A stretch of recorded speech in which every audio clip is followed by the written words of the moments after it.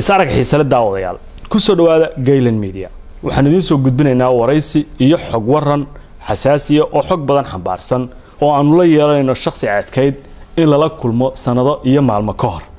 xog waraysigan xasaasiga waxaan ku gorfayn doonaa malafyo waaweyn oo xog badan ay dadka Soomaaliyeed ka hayn balse dhacdooyin dhacay oo ay yihiin kuwa taagan ilaa maantadan la joogo waxaana la jooga oo martino ah Fahad Yaasiin soo dhawo waa dhawahay waana ku faraxsanahay inaan maanta la joogo dadka Soomaaliyeed siyaabo kala duwan marka looga hadlayo waa kuma Fahad Yaasiin hadda meel aan ka bilaabo ma aqaan waa horta waa kan kula jooga haddii laga wado yani taariikhda iyo backgroundka magacaaga waa Fahad maxaa ku raaca aniga waxaa la yiraahdaa Fahad Yaasiin Xaaji Taahir waxaan ku koray qoys diineed inta aanan ka gudbin Fahad Yaasiin dhawaan waxaa la shaaciyay Fahad Axmed Daahir iyo Fahad Yaasiin ma farqiga u dhaxeeya waa maxay labada magacba waa jiraan Fahad Yaasiin uu jiraa Fahad Axmed Daahirna uu jiraa marka documentigu waa sida Fahad Axmed Daahir igu qoran laakiin qoys ahaan Fahad Yaasiin baa la yaqaanaa magaca Fahad iyo Yaasiin waa isku hal qof waa magacyo israaca waay oo la wada yaqaan oo hal qof oo Fahad la yiraahdo Yaasiin la yiraahdo ma Soomaalidu dhammaan taqaana magac qoysna way leeyihiin magac documentiga ugu qoranna way leeyihiin laba magac la tahay magac saddexaad inuu jiro dhici kartaa markaan yar Cabdiraxmaan baa la dhihi jiray koritaan ahaan waxaan haynaa inaad ku barbaartay gobolka Gedo halkaasna aad ku hana qaaday dulmar kooban ku sabay koritaankaaga aniga marka koowaad waxaan dhashay 7-meeyadii bartankeeda ama aakhirkeeda u dhow waxaan ku koray qoys diineed waxaan ahay hooyo koris ayada ay barbaarisay ayada ay korisay wayna nooshahay ilaahay cimrigeeda iyo caafimaadka uu hawsiyeeda iyo labadaba yani waxaad ku kortay agoon kuma korin laakiin waxaan ku koray hooyadayba ay korisay marka way jiraan ilmo hooyo korisay iyo ilmo aabba koriyay aabahay uu noolaa uu caafimaad qabay laakiin duruufo jiray dartood markaasuun hooyo koris baana sidii aan Soomaalidu baa taqaanaa in badan oo kamid ah hooyo korisay noloshayda intii aan guuleystay intii aan wax qabtay intii aan wax bartay intii aan noolaa ilaahay ka soo koob qofka aan uga hayo abaalka tarbiyada iyo talada iyo ducada waa hooyaday yaraanteedii baan quraanka bartay waxaan u maleynayaa anoo 10 sano ka yar inaan quraanka xifdiyay markii aan ahaa 13 jir Soomaalidu waxay taqaanaa wax la yiraahdo kabiir baan dugsi quraan ka noqday kabiirnimadaas waxay keentay inaan markii dambe u gudbo inaan macallin quraan noqdo intii aan 15 jirayna macallin dugsi quraan baan noqday cimrigayga ugu yaraan 9 sano 12 sano ku dhow waxaan ku mashquulsanaa oo ka shaqeeyay macallin dugsi quraan oo aan dad waaweyn quraan baray dadka hore waxaa la dhihi jiray dugsi hebel buu kiciyay laakiin marka baadiyaha la joogo magaalada marka la joogo dad ba quraan la baraa waa loo dhameeyaa dana kuwa kale la baraa yani Fahad waa macallin dugsi quraan waa soo maray nolosha igu bilowgeedii waxaan ka bilaabay dugsi quraan inaan macallin ka noqdo waxaan aaminsanahay in noloshaydu inay guuleysato ay laba shay asaas u tahay waalidkay oo hooyaday kow ka tahay iyo noloshaydu inay quraan ka soo bilaabatay 9 sano ku dhawaad oo cimrigayga marna isku jir waxaan ahaa imaam masaajid oo salaada si joogsan salaad tujinay taraawiixdana tujinay sidoo kalena macallin dugsi quraan ah dugsigaas iyo masaajidkaas xagee ku yaala meel kala duwan oo ku yaalay Kenya ku yaalay Soomaaliya ku yaalay xataa markaan jaamacadda dhiganay jaamacadda waxaan ka ahaa macallin quraan waa maasan tahay da'daada koraynimo intii aad ku jirtay waxaad u safartay Yaman ma jirtaa Yaman waan ku soo waday waa markii dambe oo aan waxbarashada qaybteedii jaamacadda aaday jaamacad la yiraahdo jaamacad Iimaan ardadii ugu horeysay oo sanadkii labaad markii jaamacadda la aasaasay dhigatay baan ku jiray jaamacadda muddadeedii waa dheeraa ma aanan awoodin inaan dhameysto sanado maxduud ah aan dhigtay oo taas igu kaliftay marka inaan mar dambe maxaad baratay marka waxaan bartay maado isku dhex jirta waxa la yiraahdo culum insaaniya marka maadooyin shariicada islaamka ah iyo maadooyin taariikhda psychology-ga cilmiga bulshada juqraafiga isku dhex jira waa kulli mana aadan dhameysan insaaniya ma aanan dhameysanin qayb kamid ah aan dhigtay laakiin jaamacad kale mar dambe ka dhamaystay kasakow in waxbarashadaadu ay qoys diimeed ka soo jeedo oo sida dadka Soomaalida in badan oo kamid ah ay ogtahay ama siyaabo kala duwan loo wariyo haddana aad sheegtay in qoys diimeed ka soo jeedo Yaman maxaa kale ka soo qaadatay oo dhaafsiisan waxbarashadaas jaamacadda xerow baan ka noqday waxyaabo diinta kutubada qaar waa culumaan ka akhristay waxaan xaadiray muxaadarooyin culimo waaweyn oo adduunyada kamid ah sida Sheekh Muqbil Haadi Alwaadici Sheekh Maxamed Xasan Daddo oo hadda caalim weyn oo Mauritania sharaf weyn ay ahayd culimadaas waaweyn inaan arkay ayagoo muxaadareynaya waxaad ahayd xerow salafiya oo culimadii kala duwanaa ee Yemen joogay ee fikirka salafiyada islaamiga aaminsanaa ka soo tacadufay fikirka salafiga oo ku koray aniga waxa xataa aan doortay ma aha markaan aqliyeystay hooyaday way xijaabneed Fahad waa wariye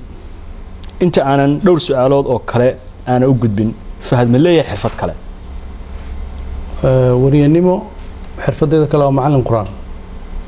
wariyanimo iyo macallin quraan xirfad kale ma jirto xirfadda saddexaad waa siyaasad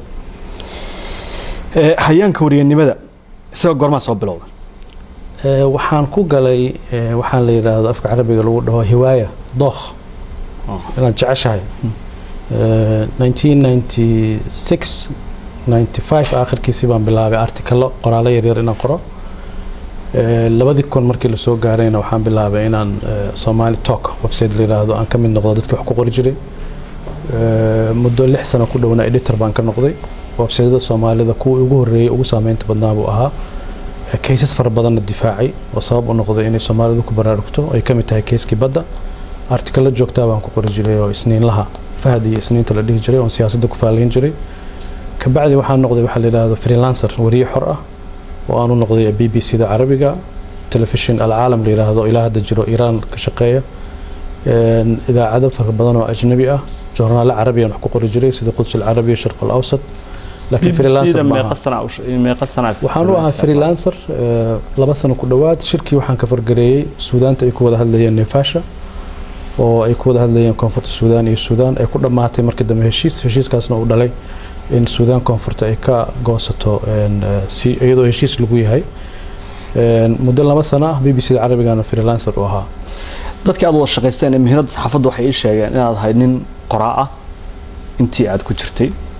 sidaad ii sheegtay Soomaaliyeedka ayaad wax ku qortay oo muddo dheer faaladiis intii Fahad ka shaqaysay laba telefishin oo kale waad ii sheegtay qoraal dambe ma qortay oo aan ahayn xilligii saxaafadda ee aad halka ku qori jirtay cilmi baaris aan qoray markii aan saxaafadda ka wareegay TV inta aan cilmi baarista aadin ma waxaan wax ku qori jiray oo markii aan heshiis shaqada Jazeera bilaabay waa mamnuuc inaad qorto qoraal contractiga ku jirta qoraal ra'yigaaga ma qori kartid qoraalada aad kaydisay ee ku jira maanta baraha kaydka xilliga aad ku qortay Soomaali Telco soo qaadanay faaladiis nintahay waxa ku jira maqaalo siyaasadeed oo ka hadlayay xilligaas marxalada taagnaa waxa kamid ahayd soo galitaanka ciidanka Ethiopia ee Soomaaliya waxa kamid ahayd doorashadii dawladda ku meel gaarka ahayd ee Kenya lagu soo dhisay oo aad ahayd wariyaashii tabinay qoraaladaas maanta marka aad aragtid adoo siyaasadda soo galay meel mustawa sare ka soo gaaray dadka Soomaaliyeed loogu hadalhay ma yahay kamid noqday qoraalada marka dib u akhriyay maxaa dareentaa waxa kale oo aan marka kugu siraadinayaa oo ku siraacinayaa qoraalada kuwa Ethiopia ku saabsan maantay dawladda aad la shaqeynaysa xulafo dhow bay lahayd maxaa dareentaa marka waxaan dareemaa inaan aniga ahay wali wax isbedel ma dareemo Ethiopia shalay inay cadow ahayd maantana ay saaxiib iyo xulafo dhow la tahay waxa kala duwan marka aad kaliya fakarayso oo aad qol intaas ku soo xirto ra'yigaaga as xor u sheegaysid iyo marka aad masiir umadeed ka fikiraysid marka aad masiir umadeed ka fikiraysid waxyaabo fara badan ku xukumaya waxyaabo fara badan ku xiraya Ethiopia laftigeedana isbedel baa ka dhacay Ethiopiyadii oo markaas aan nocolka ahayn wadanka soo weerartay dhibaatada u geysatay xukunkeeda meesha waa ka baxay Ethiopia cusub baa timid marka mowduuc gaar hadda ay weydiinaysid ma ogi laakiin wax ra'yigayga iska bedelay ma jiro intii aad ku jirtay saxaafadda saaxiibo badan oo saxaafadeed lahayd oo Soomaali ajaanib kulli isku jirta siyaasadda ma la soo digargotay bas saaxiibadaadii saxaafadda halkii baad ku xirtay haddii dabcan kala shaqaan noqonay qaarkood oo shaqadoodii ku hareen anigana siyaasadii waxay kugu qasbaysaa dad cusub baad la shaqayn doontaa laakiin xiriirkoodii waa hayaa dadkii wanaagsanaa oon saaxiibka ahayn weli saaxiib baan nahay qaarkoodna siyaasadda ila soo galeen ba madaxda ugu sarreysa oo dalka saxaafadda ay ka wada shaqaynayaan oo hebel iyo hebel iyo hebel aan ku dhihi karo fahad wariye qoraal kaliya baahiye ayuu ahaa warbaahin caalami ayuu ka soo shaqeeyay maxay tahay sababta marka uu xilka yimid uu uga dhuntay warbaahintan aqaanaa marka qof warbaahinta yaqaana kuma cararo anuguna markaas dowladda afhayeenna uma ahayn uma qaabilsaneyn madaxtooyada afhayeen kama noqonin hay-adihii aan ka shaqeynaya afhayeen uma noqonin sanad iyo xoogaa madaxtooyada aan joogay wixii ka dambeeyana waxaan u wareegay hay-ad sasantiif ah hay-addaasna neejarkeedu sida aan u shaqeynayay baa sax ahayd warbaahintaan aqaanaa maxaa ula jeedaa warbaahinta aqoonta qofka u leh kuma degdego waa wax ummadda nacfigeedana qayb ka ah dhibaatana mararka qaar gaarsiin karta marka neejarkii hay-adihii aan ka shaqeeyey weli waqtiga ugu badnaa hay-adaha amniga aan ka shaqeeyey taas waxaan weli aaminsanahay qof kasta oo sirdoonka qaranka madax ka noqda inuu iska ilaaliyo warbaahinta is aruuriyo si xogtiisa iyo waxa uu ka shaqeynaya u asturaadaan adduunyadana saasay u badan iska ilaaliyo ma waxa loo jeedaa inuu la dagaalamo wallaahi haddii arikoorka hay-adda nabad sugidda intaan joogay baarto wariyaasha lamaanan dagaalamin waa soo dhaweynay saaxiib baan laakiin xogta inaad ka xadideen ama laamaha amniga guud ee dowladda ha ahaato weliba aragtida adiga ay ka imaanaysa ayaa in badan la sheega oo aan ogaanay dad kala duwan oo xog raadiya warbaahinta marar badan ka cabatay xogta helitaankeedii adigoo la rabay inaad wariyo tahay soo dhaweysatid saaxiib dhow ay kula noqdaan wariyaashu maadaama aad tiimka ka mid ahayd sidaad horey ugu sheegtay see u aragtaa eedaynta noocaas wallaahi kaftan waxaa jira aan sheego ah markii aan warbaahinta joogay waxa aan maqlo waxaan ugu dhibsanayay marka aan sirdoon maqlo waa ka carari jiray markii aan sirdoonkii soo aadayna saxaafadda waa ka cararnay waa run hadalkaas laakiin labada neejaroo shaqada kala duwan wariyuhuna war buu raadiyaa sirdoonkuna sir buu qariyaa marka shaqadeeda waxay tahay wixii sira inaan qariyaba laakiin hadday rabaan inay war helaan dee wasaaradda warfaafinta jirta wasaaradda arrimaha dibadda jirta hay-ado ku shuqulay warka u doontaan baa jira laakiin doodda ah inaad adigu aliftay maskaxda ah in xogta dowladda la koobo oo warbaahinta laga ilaaliyo oo la faaf reebo ilaa herkee eedayntaas ka joogta maya waxaa la isku qasayaa inaan aniga warbaahinta iska gaabiyey shaqadii aan dalka u haya darteed iyo dowladdu inay warbaahinta iska gaabisay waa laba doodood oo kala duwan meeqa sano ayaadan weligaa waraysi ma bixisay waraysi waa qaadi jiray laakiin waraysi aan bixiyo maraan idaacadda waraysi siiyo waa u maleynaya inay hal mar ahayd mana xusuusto sidan oo kale aan u joogno laakiin waraysi TV ah oo ama aniga la wareysanayo kana u horeeya الجزيرة intee sano ka shaqeynaysa qaybta wararka marka laga hadlayo isku dar jazeera dhan waa network waa lahaa jazeera shabakada jazeera waxaa u shaqeeyay taqriiban 12 sano oo xiriir ah waxaan ka soo bilaabay wariye waxaan ka soo bilaabay inaan noqdo madaxa xafiiska aljazeera ee Soomaaliya haddana waxaan noqday madaxa xafiiska aljazeera ee geeska Afrika 7 sano ka bacdi ama 6 sano iyo bar ka bacdi waxaan u wareegay qayb kale oo aljazeera ka mid ah leeyahay markas jazeera lidaraasad oo qaybta cilmi baarista ah oo markii u horeysay la sameeyay in Afrika gaar ahaan bariga Afrika aan aniga wakiil uga ahaa cilmi baaris xoog leh baan sameyn jirnay qaarna aniga aan qori jiray qaarna aan dad u xilsaaran jiray هذا إلى هيركاس إن نقطة قفقة أفريقيا لا يقاطع معك عن باريس الجزيرة من هذا هيركالله فهذا حقوق كسبان waxaan la mid ahay dadka kale aljazeera u shaqeynay meel qof aljazeera dalacday kaliya dalacday laakiin Afrika Soomaali marka laga hadlayo Afrika laga sii hadlayo waa qof kaliya aljazeera ah ila mustawaha Soomaaliya waxaan ahaa qofkii ugu horeeyay oo Soomaaliya oo aljazeera u shaqeeya qofkii ugu horeeyay oo aljazeera u shaqeeya anigu ahaa maybe la abaal mariyay shaqadeeda ay fiicneed wariye ilaa iyo cilmi baaro shaqeeyay TV-ga aljazeera ayaa noqotay kadib dawladda Qatar aad ayay kugu kalsoonaatay waxaana noqotay qofka ay kala hadasho malafkeeda ama arrimaheeda ku wajahan Soomaaliya warkaasi ma runba waa goorma ka hadlaysaa markaan wariyaha miyaa ka hadlaysaa mise markaan siyaasadda soo gasho wariyanimadaadii markaan ku koobno siyaasadda waanu aadi doonaa laakiin wariyanimadaadu waxaa noqotay gate albaabka dawladda Qatar marka ay doonayso inay ka ogaato macluumaad kala duwan xaalka Soomaaliya iyadoo ay dawladihii dhisan yihiin ama ku meel gaar ah ama dawlad joogta haatee qofka lala xiriiraya inuu faham noqdo saameyntaas sidee fahad ku keeno ani ma aqaano xogtaas meesha ka heshay dawladda qatar aniga waxaan kala shaqeynayay aljazeera ee dawladda qatar iska leh ayaga maalgelisa hadda ka hor baan diblomaasi weydiiyey waxaan ku iri inta wariye CNN u shaqeeyo masaafada u jiro dawladda Mareykanka baan u jiray dawladda qatar marka cidaan u shaqeynay aljazeera ahayd not dawladda qatar aljazeera dawladda qatar iska leh hadii CNN ba Mareykan ba iska leh marka qofka CNN u shaqeeyo dawladda Mareykanka u shaqeeya waxaan ma jiro xiriir fahad iyo dawladda qatar intii wariyaha ahaa ka dhaxeeyay oo ay u soo martay arrimaha Soomaaliya iyadoo aan dawladii Soomaaliya soo marin isaga soo wakiil hal qof oo mas'uul ah dawladda qatar ka tirsan ilaa dawladda Soomaaliyeed aan mas'uul ka noqday lama kulmin weliga lama kulmin waxaan la kulmay waxay ahayd aljazeera iyo cidda madaxda ay ah xuduud kale oo ma gudbeenin waxaan u maleynay ayaga laftigoodana wariye oo ma baahnaynba way haysteen mechanism kale wax ku raadsadaan fulay xantis ma mooga Fahad Yaasiin yaraantaadii ma ka mid noqotay dadkii ku tababartay macskaraadka iyo xeriyihii military ee kooxaha islaamiyiinta Soomaaliya lahaayeen tababar nooca ah military ma kooda ma weliga ma galin macskar xerowga marka ahayd xilliyadii 90aadkii oo Soomaaliya saxawaadku aad u soo kobceen ay doonayeen xukunka Soomaaliya in loo bedelo islaami inaad ka mid noqotay ma jirto qaybta aad weydiinayso waa mucaskar iyo tababar weliga ka mid noqon xera military ma galin xera tababarna ma galin weligeena ka dagaal ma galin markii wariyaha aad noqotay ama qoraal ha ahaato ama muuqaal ha ahaato ama imaadaba xilligii muqaawamada aad baa u firfircoonay dhiig badan baa u haysay dagaalkii socday ee Itoobiya looga soo horjeeday maxay ahayd waxa goonida xiriirka kugu riixay shaqada wariye aan ahayn qadiyad ahaan baan u rumaysnaa ciidanka Itoobiya dalka Soomaaliya yimid inay ka baxaan sida darteed xamaasad dadka ka badan baan u hayay marka wariynimadeyda waxa shaqadeeda ka mid ah inaan dalkayga ku difaaco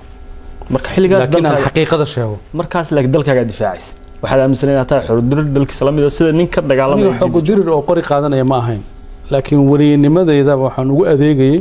ummadda Soomaaliyeed ciidanka ajnabiga ee u yimid inay ka baxaan waana u taagnaa wayna dhamaatay markii aad wariyaha noqotay xiriirka kooxaha islaamiyiinta aad la siyaaratay ilaa heerkee gaaray hada su'aasha sida u dhigaysa ma aqaano wariye waa inuu xiriir la yeeshaa cid kastoo niyo samayso si gaara kooxaha islaamiyiinta ee Soomaaliya islafiga ee dagaalamay ee aaminsanaa ma inta aniga wariyaha salafiyadu awood military ma lahayn marka aan wariyaha noqdo caalamiga noqday oo wariyaha aljazeera aan gaaray salafiyadu awood ma lahayn hadda maxkamadaha u jeedo ma ogi xilligii ay Soomaaliya al-Ittixaad al-Islaami ka hirgashay ee ay xoog lahayd ee ay gada meel ka mid ah maamulisay ee ay qow iyo boosax saldhig military ku lahayd ma ka mid noqotay al-Ittixaad al-Islaami su'aasha xoogaa sida u dhigaysa khalad yar baa ku jira xilligii ay isfaafinayeen ka mid noqotay oo mucaskaraadkaasi waxaas ma gashay mise Ittixaad ka mid noqotay laba su'aalood bay kala tahay marka taa ay weydiinayso Ittixaad ma ka mid su'aasha hore mucaskaraadka waad ka soo gudubnay waxaan ku weydiiyay ma ka mid noqotay al-Ittixaad al-Islaami al-Ittixaad al-Islaami waxa ka guda weyn salafi horta manhajka salafiga ah waan ku barbaaray waan ku koray tarbiyadeedii qayb ka mid ah waaye kutubadii horeysay oo akhristay ayagay ahaayeen waana hadaaya ku yiri markaan aqliyeystay hooyada iyadoo xijaaban baan aqliyeystay marka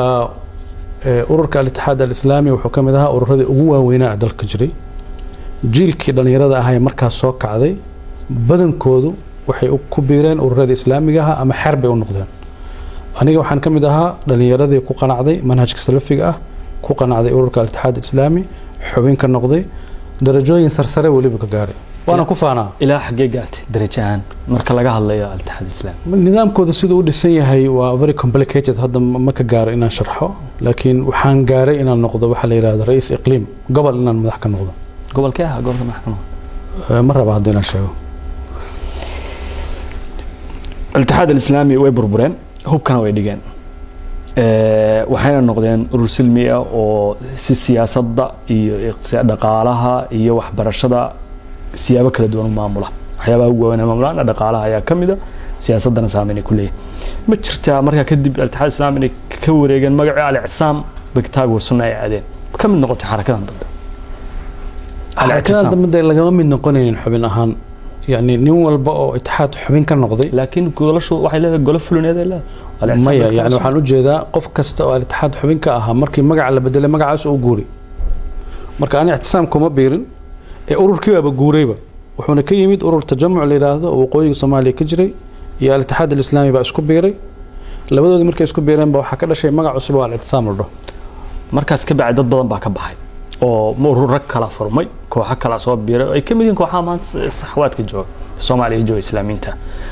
markaas aduu meel dhexe istaagtay labada dhinacna kuma dhinacyada kala duwan dhinacna kuma biirin maya ma ay fahmin waxaan ku yiri aniga اتحاد baan ku biiray اتحاد iyo tajamuc ba isu yimid ixtisaam bay la baxeen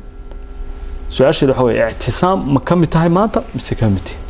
hadda su'aasha ma furnaba ururkii aan ka tirsanaa ixtisaam noqday marka waad ku jirtaa hadda ma ku jirtaa iyo kuma jirtaa uma baahnid fahad hiwaayadiisu waa maxay hiwaayadeedu waa akhris inaan wax akhriyo inaan wax barto mar walbana serious ahaado mar walba serious inaan ahaado mar walba jaad baan ahay nolosheeda oo dhan marka wax badan oo dadku ay ku mashquulaan mana jecli mana ku mashquulo heesaa ma dhageystaa maya ma dhageysto banooni mana cayaarin weligay allahay weliga banooni ma taabo weligay ma cayaarin ma hadee jid ana marayo lugta ku dhufta ma garanayo laakiin banooni uma labisanin ma daawanin weligay ma daawanin shaleemana weligay ma gelin markaad rabto inaad chance haysatid oo nasatid intii siyaasadda aad ku jirtay maxaa ku nasataa waxba akhriyaa ama buug baan akhriyaa ama artikalaan akhriyaa waxba akhriyaa waxaan ugu jeclahay ku raaxaysto waa akhris buugta aad akhridid kuwa ka hadlaya hogaaminta siyaasadda yaa ka soo dheegataa waxyaabaha ugu badan oo aan akhriyay aniga waa taariikhda marka waliba taariikhda islaamka aan ugu jeclahay siirada nabiga calayhi salaatu wasalaam taariikhda islaamka kusoo xigtay dowla al-Abbaasiyya dowla al-Uthmaniyya dowla al-Umayyah tarbiyada ugu wanaagsan oo siyaasad laga dheehan karan waxaan u haystaa inay tahay taariikhda islaamka fahad aad buu soo qariyay 10 sano ee la soo dhaafay marar dhif iyo naadir oo sawir laga helo mooyaan aad ay u adag tahay in la ogaado ama ay adkaatay sawiradiisa oo fasaxa iyo muuqaaladiisa iyo wareysiyadiisa in la arko maxaa ku dooratay inaad qarisid inaan banaanka u soo baxo muhiimad ay leedahay ma garanayn hadayna waan ku sheegay hay'adda sirdoonka aan shaqeynayay wali waan aaminsanahay qofka hadduu sirdoon yahay inuu is aruuriyo intaadan sirdoon ka noqon ka hor ayaad go'aamisay inaad dhammaan isqarisid sooma maya hadii ani dawladda waxaan u shaqeynayay 5 sanaba ka hor dawladdu ma shaqeynin ka hor laakiin markaaga hore sawirada iyo macluumaadkaaga way koobnaayeen sooma 10 sano ay ugu dambeeyay soo aniga wariyaha ahaayo 4 saac jaziira ka hadli jiray oo 4 saac wareysi qaadi jiray oo mar walba TV-ga live u soo gali jiray markaas ay isku qariyay baraha bulshada ma isticmaashaa socialka waligay ma furanin waliba fursad fiican aan uga faa'iideysan karo account Twitter aniga aan leeyahay ma jiro account social media oo dhan Facebook aan leeyahay ma jiro waligayna ma furanin wax kasta oo social media oo magacayga ku qoran oo munaasabad fiican aan uga faa'iideysan karo aniga mali waligayna ma furanin ku tala jirtaa hadda afrat ilaa hadda fikirkayga wuxuu ii sheegayaa inaan furanin waxaan aaminsanahay qofka maskaxdiisa inuu asaga maamusho maskaxdaadu hadii dad kale kula maamushaan waa khatar weyn sida darteed social media dadka waliba waxaan dhahaa ha ogolaanina in maskaxdiinu shirka noqoto guri furan oo cid walba soo gali karta inay noqoto fahad dadka Soomaalida dad badan ayaa jecel inuu u noqdo qof ay ku daydaan tusaale ahaan marka laga hadlayo qof saameyn badan ama dawlad ha ahaato ama ha ahaato sida uu u dhaqmayo iyo sida marar badan iyadoo aad loo dhaliilayo loo maagayo waxa badan leeyahay haddana qarsada oo aamusa maxay tahay waxa adeegsatid ee gaarka siyaasiyiinta kale ee Soomaalida maanta markii la dhalay Brito waxa laga siyaasiyiin ka jawaab adiga laakiin aamuska maxaa ka faa'iido wallahi dee waxa suuragal ah stiil khibradan saxaafadda u leeyahay inay tahay in la iska daba qayqayli waxa ma soo kordhinayso waxa fiican hadalkaagu inuu munaasabad leeyahay waqti uu ku aadan yahay waqtigaasna uu nacfi u leeyahay qodobka labaad aamuskayga aniga ma ahayn waxa ani kaligay doortay shaqadeeda qayb ka ahayd marka nin sirdoon oo shir jira ay taagan waligeed lama arkin Soomaaliya ka dhici jirtay wax saxana ma ahayn in aan aniga idaacad soo istaago oo aan ka hadlana munaasabadeediiba ma hayninba chief staffka marka aan hayna madaxtooyada afhayeen bay lahayd marka ma jirin sabab inaan soo istaago aan idaacadda ka hadlo waxaan rabaa inaan soo gabagabeeyo qaybta ku saabsan waa kuma Fahad Yaasin su-aasha u dambaysa aan rabaa inaan ku weydiiyo waxa waaye dad badan oo Soomaaliyeed hadday isku dayaan ama dhalinyaro in Fahad uu yahay qof ay hiigsanayaan maxaa kula talin lahay saddex shay baan kula talin lahaa marka koowaad hadafkooda iyo shaqadooda inay islahaato hadafkay u socdaan iyo shaqadooda inay islahaato midda labaad moralkooda damiirkooda iyo shaqadooduna inay islahaato midda saddexaad waalidkiisa inuu ka duceysto hadday nool yihiin su-aal kale ayaa igu soo laabatay waxaa lagu sheegaa nin run badan aamin ah ka go-naansho leh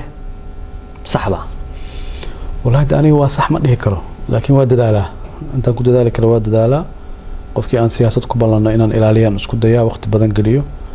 xataa haddaan ogahay inaan ku khasaarayo waan raacaa ballantii aan ballan waa inay ugu dhacday marar fara badan dan dad ballan la galay siyaasad la galay anoo og in meeshaas inaanan ku guulaysanayn laakiin shakhsiyadeeda inay ii soo harto waa meesha aan ka dhaho marar badan siyaasadda iyo qofnimadaada iyaysan iska kaa raacin qofnimadaada ha ku harto aad baad u mahadsantahay Fahad Yaasin qaybtii ku saabsanayd waa kuma Fahad Yaasin waan su'aalo badan ka weydiiyay haddaad iyo ogolaatid waxaan jeclahay inaan ka gudbo fadlan una gudbo qayb kale oo ah siyaasadda iyo soo beeritaankaaga su-aasha koobaad Fahad goormuu siyaasadda ku soo beeray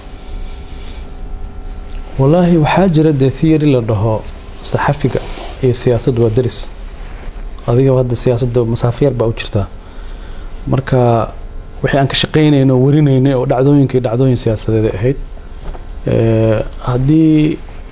أنتي سياسة الصومالي أي ساعتين بدن كده وكل حجري مر أرتكل بنك قرية مروة وريني مر سياسيين تان للجوجل لكن هذا تحل دولة ذات قرما قبتي لو كوني تدبي تبانكي ما قبتي وشق الدولة ذات سوق markii kuugu horeysay oo si toos ah aad siyaasadda ula soo fargashid ama waxa Soomaaliga loo Soomaaliyeeyay saamilayda siyaasadeed goormay ahayd waa doorashooyinka u dambeeyay dalka 2012 September waxa la doortay Soomaaliya Xasan Sheekh Maxamed doorashadii ugu horeysay ee Muqdisho ka dhacday waxaan ogaaday macluumaadkuna ay xaqiijiyeen inaad ka mid ahayd dadkii Xasan Sheekh ku qancay inay soo dhisaan oo madaxweyne ka dhigaan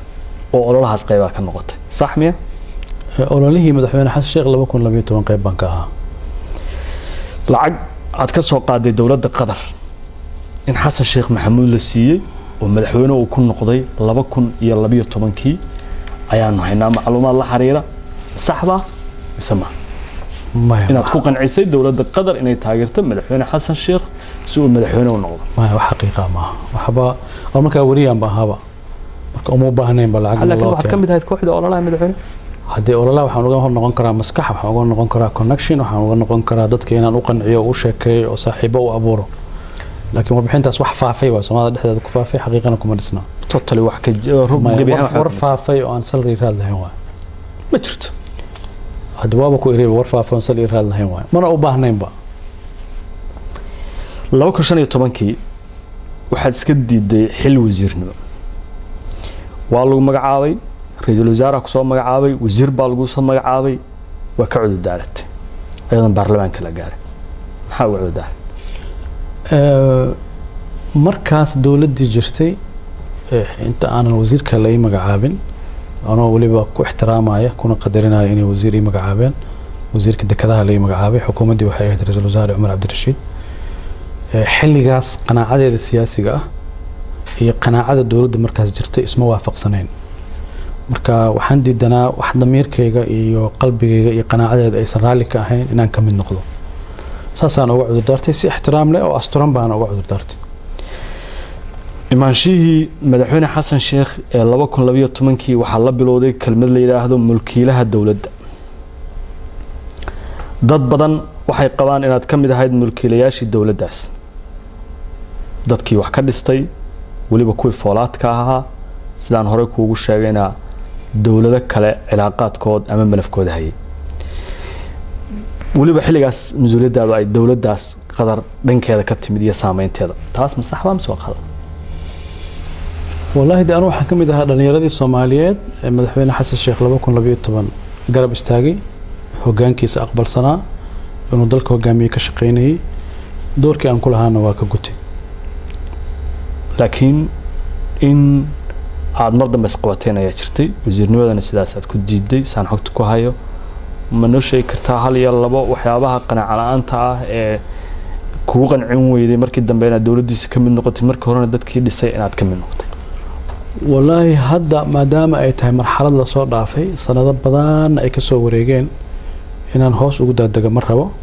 لكن سكون بنكو إلى داي قناعة السياسي جاهد يدمر كيجا يحبكي دولة لماذا مركز لو ما ملاعبك كلا دونا سدرتد وحنكو سمي انسحاب وانكر حبح مدحوين فرماتو انت اوصل مدحوينها نقون حلقة حسن الشيخ حكومة داسد وزيرك الديدي inaad ra'iisul wasaare la raadisay oo la u gashay in la magacaabo ay suura gali weyday sida kadibna aad xukuumadda uga baxday taas ayaan haynaa maxad ka leedahay way markaas waxay ahayd turkii koo madaxweyne xasan sheekh la doortay dadkii madaxweynaha u dhawaa qof buu ra'yi qabay oo talay ra'iisul wasaare madaxweynaha la siinayay qofba wuxuu qabay hebel ra'iisul wasaaraha ku haboon hebel baa ku haboon waa sax waa kamid ahaa dadkii aniga kaliya ma ahayn dhowr qof baan ahayn qabay in markaas ra'iisul wasaarihii hore buu ahaa maxamed abdullaahi farmaajo inuu noqdo ra'iisul wasaaraha cusub madaxweynuhuna kuma qancin xaq buu u leeyahay inuusan ku qancin laakiin ka bacdi waa la sii shaqeeyay halka kama soo bilaaban kala tagina siyaasiga waa laga yaabaa inay ka bilaabatay waxa la dhaho dhibic yar oo madow inay ka bilaabatay waa laga yaabaa laakiin ka bacdi waa wada shaqeynay waa ka xaal arintaas waana wada shaqeynay adoo ku qanacsan in farmaajo anigana ra'yi un baan lahaa go'aanka isaga iska lahaa farmaajo markaas waad u ololaysay xaggee ka soo bilowdeen siyaasadahan isbarashadeen madaxweyne maxamed abdullaahi farmaajo dadaan saaxiibanahay baa horta iska haybaray markii uu ra'iisul wasaaraha ahaana waraysi baan marka qaaday laakiin maanan sheekaysanin oo dad shakhsiyan u sheekaysta maana ahayn ka bacdi ragaan saaxiibanahay baa iska haybaray markaasaan sheekaysanay afkaartiisa siyaasiga ah baan ku qancay oo aan dareemay aniga qanaacadkayga iyo afkaartiisa siyaasiga inay iswaafaqsan yihiin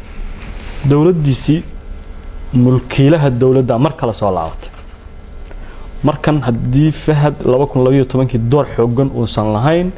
2017 fahad soo laabtay farmaajona madaxweyne noqday oo uu ololeeyay 2012 wuxuu noqday mulkiilaha dawladda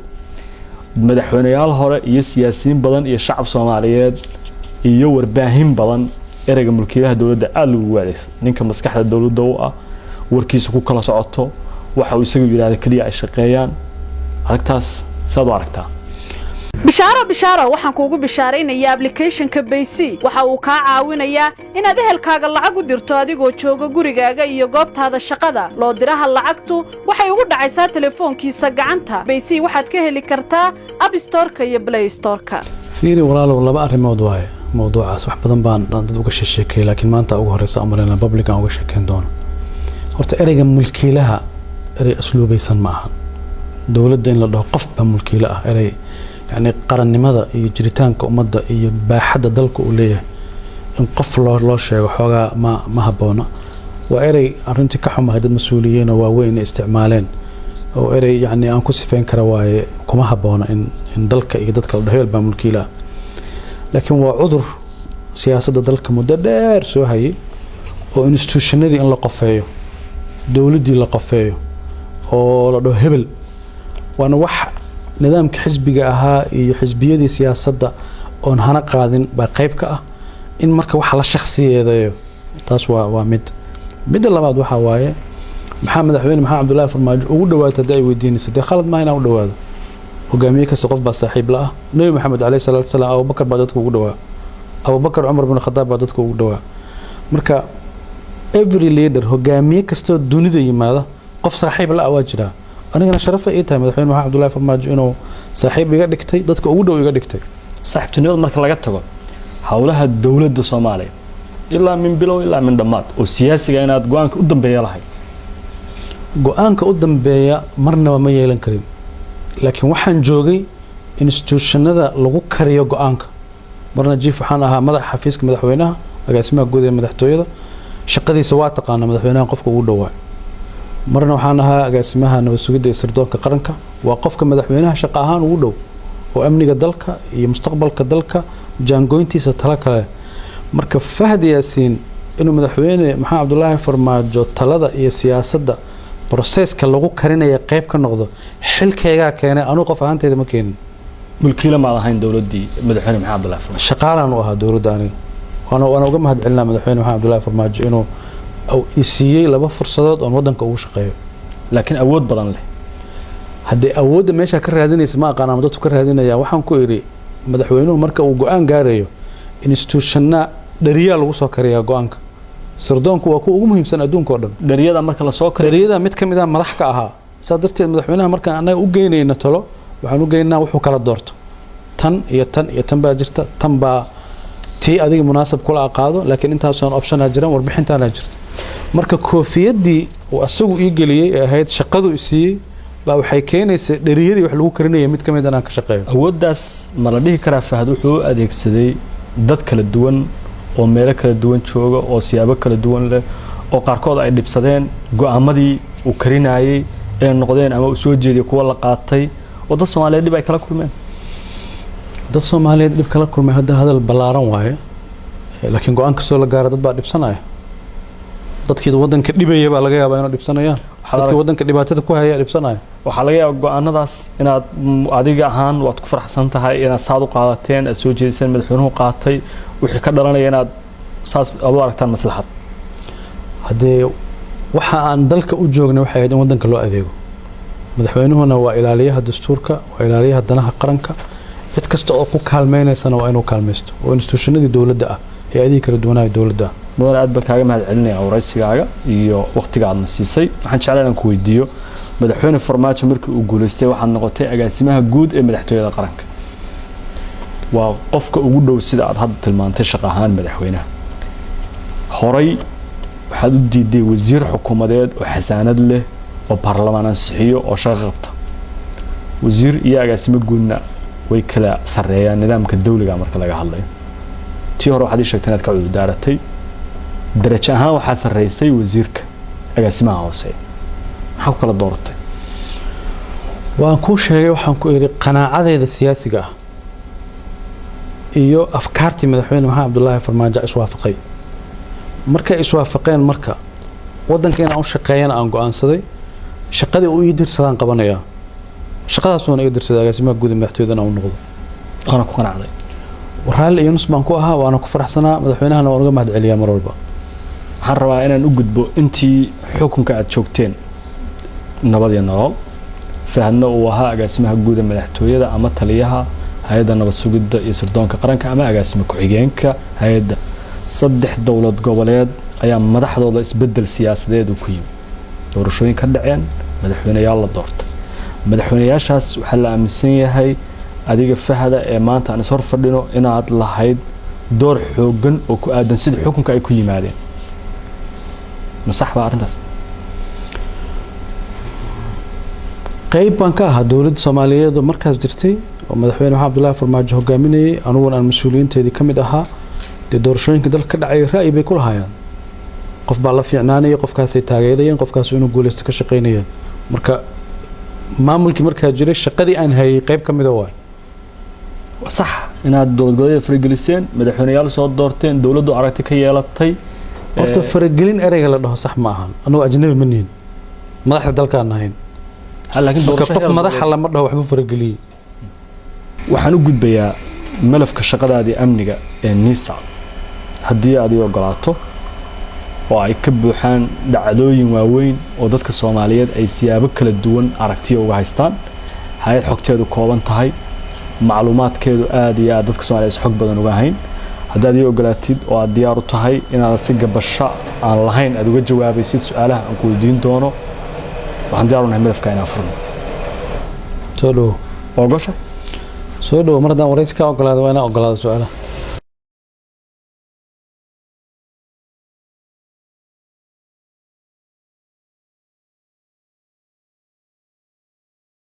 ma jeceshahay inaad barato qur-aanka kariimka ah iyo culumta shareecada ugu kaalay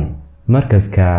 nuureyn online oo baro adigoo gurigaaga jooga qur-aanka higaada iyo culumta kale islaamka wixii faahfaahin kala xiriir nambarada shaashada kaaga muuqda